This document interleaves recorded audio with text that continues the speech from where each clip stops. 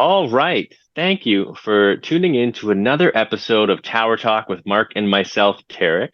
Before we jump into this month's topic, I did want to just briefly pause and say, thank you for listening. If you're a regular listener of this podcast, if you are enjoying it, please click like, click subscribe, leave 5 stars if it's a podcast app, send it to a family member or a friend. We'd love to just get this podcast out there more and for your love and appreciation to be shown. Thank you so much. Last month, we talked about the quarter in review. This month's topic is going to be actually about risk. We talk about risk a lot in this industry. We want to talk about what it means in our context and how we can mitigate that or work with it. And then next month, we want to just prime you for next month. It's just about Christmas time. So we're going to be talking about year-end stuff, the Santa Claus rally, what that is, what that means. Tune in to find out more. And it's going to be really fun. Looking forward to it. All right. This month, defining risk. One more thing that you wanted Okay. to do there, Tarek, I think, is ask for questions, or if anybody's got questions. If you've got questions that you'd like to have us address in a future episode or something like that, just send them in, hit reply or something to Tarek and give us your questions, and we'll see if we can't deal with them at the time. Okay. Yeah, exactly. We would love to do a whole episode, just questions. So Yep. please send them in right as soon as you're done listening. And maybe what we'll do is have it as be an open mic type thing. Okay, here we go. Risk to us. The term is used across the industry. It's used in sometimes classical ways. Other times it's used specifically in our context. We try and use it in classical ways. And typically it means how risky is an asset. Often it's said that the most important decision a person makes is the asset class. Are they going to invest in real estate, equities, or bonds? And choosing single names along the way is kind of secondary to the first decision. Are we going to own equities or bonds, that type of thing? The truth is, the best way to manage risk isn't to take the risk down. The truth is to have it be diversified. Okay, in Alberta, I keep hearing about people who buy single name risk. I heard about this great opportunity. It was from my nephew or from my grandson. And so I put a whole lot of money into it, and suddenly it went to zero. And then I heard about another, and it became a dry well, and it went to zero. Yep. This is such a bad idea. And that is true risk. Now, is it risk against, would that single item be risky in the context of the whole thing? No, Right. That would actually be a good idea, because some of those are going to be home runs. Now, Tarek is going to put up a curve that I love. This is called the efficient frontier. It was originated by Harry Markowitz, who won the Nobel Prize for his work on it. And in it goes sort of from that lowest point of what's considered to be the lowest single level of risk. And as you diversify, it goes to the left, increasing return and lowering risk. That's what's fascinating about this curve. And then as it turns and goes back up, it continues up. Go to that point directly above that SA, Tarek, as if there's a vertical line there.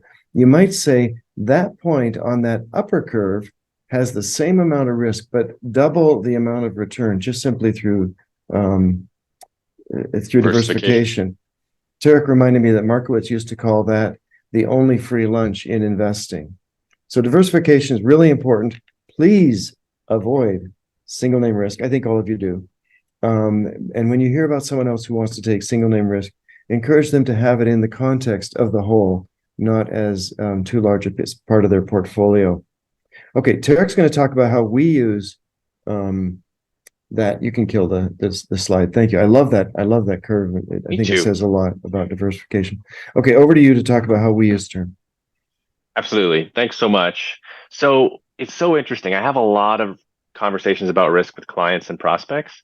And I come in and I say, hey, I'm just going to try and determine what sort of risk level works for you. And it's completely different. When I say, how risky would you say you are versus what I believe when I say how risky would you say you are, that person has a completely different notion of risk than I do. It's the same word. We will mean completely different things when we say it. And so what we're doing is really trying to nail down what a person means by risk and trying to convey what we really mean by risk because it means something completely different. So for example, one of the names of our portfolios, as many clients will know, is the aggressive growth, enhanced index aggressive growth. That's the headline, right? And so many clients, and it would be a higher risk portfolio in our suite of strategies. Now, many clients hear the term, oh, aggressive growth, higher risk. This must be, I put my money in here, and if it hits, I'll be a millionaire. And if it doesn't, I guess it's going to zero. I'm telling you right now, there is no strategy on Tower Shelf that is a get rich quick. If your money goes in, you'll go to 150%. And if it doesn't, it'll go to zero. That's not what we do. And that's not the type of risk we're talking about. So that's what's so interesting about talking about risk is it's really, well, that's why we're defining terms. It's really important to be sure that you're on the same page. So in our context, when we're talking about portfolios and the different strategies that we're using, we're oftentimes talking about risk in terms of volatility. So if we can think of volatility as the way your investments or your accounts move up and down. A more risky portfolio will see bigger swings. A less risky portfolio will see lower swings. Now, the important thing here is that risk is not, it's not a bad thing. That's just the nature of life. Life is inherently risky. And risk is the cost of returns. You got to take a little bit of risk to earn returns, and volatility is the price you pay. And it's not a bad thing. It's a good thing. Now, because of that risk, though, Mark and I try to mitigate it with diversification, as I mentioned, but also we have to consider your personal situation, in particular, the amount of time you're investing for, right? That's a huge factor in it. If I have a client that's 35 or 40, going to plan to continue working for the next 30 years, 20 years, whatever it might be, and this money is invested for retirement, they can take a lot more risk than the client that's maybe 70 years old, already in retirement, already drawing down. And I think that's intuitive. I've picked two ends of the spectrum to show you how intuitive that different risk level is. Now, the simple reason is that volatility means, over time, the more volatile portfolio is going to have higher returns. But, if you don't have the time to see that through, you don't want to take on that risk. Right? Now, the one takeaway I do want to say is risk is good. Risk is important. Risk is part of life. And that's why we're here to manage it for you. And that's why we're here to understand it for you. You want to end with anything, Mark? Yeah, two things. I want to close some thoughts on that aggressive growth. Why is it called aggressive growth if it's not all that aggressive? Well, it's because classically, 20% bonds, 80% equities is defined as aggressive. But you got to remember that even in the 80% of equities, there is a continuum of investments around the world that are made up of indexes. These are well-diversified, large cap companies that are sitting inside there. So there are 2,100 securities in the indexes that we hold from around the world in your portfolio. That is a very diversified portfolio, and I think it's a great one for you. Now, what I also want to finish with on that one is our compliance officer would want me to say that we only want what's suitable for you. So we're not trying to push everybody into the aggressive growth. We're not trying to push everybody into momentum. We're trying to find what is most suitable in asset mix for you, and then get you into it and have it work for you over the right time horizon. If you've got a time horizon of 3 years, great. We want the right one. If you've got a time horizon of 10 years or 40 years, we want the right one for you. Okay. The last thing I want to do, Tarek, is tell a story about a friend of mine who was a mentor.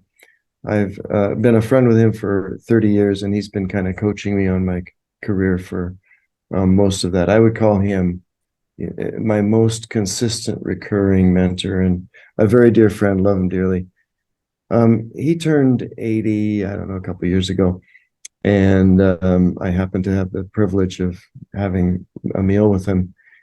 And I asked him, so what would you do differently now, knowing what you do and looking back? Oh, I guess I wish I'd taken more risk. That's very interesting. Now, by almost all of our measures, he took more risk than any of us. And he And was successful. very successful, Tarek. Just a tremendously successful person, and enjoyed sort of the workouts of different things. And some of them didn't work out, and that's fine. That's part of it. But anyway, I just thought that's an interesting thing to put in the context of this whole story. With that, I'm done. Awesome. Well, thank you guys for tuning in. If you have any thoughts, questions, or concerns, send them our way. Bye bye.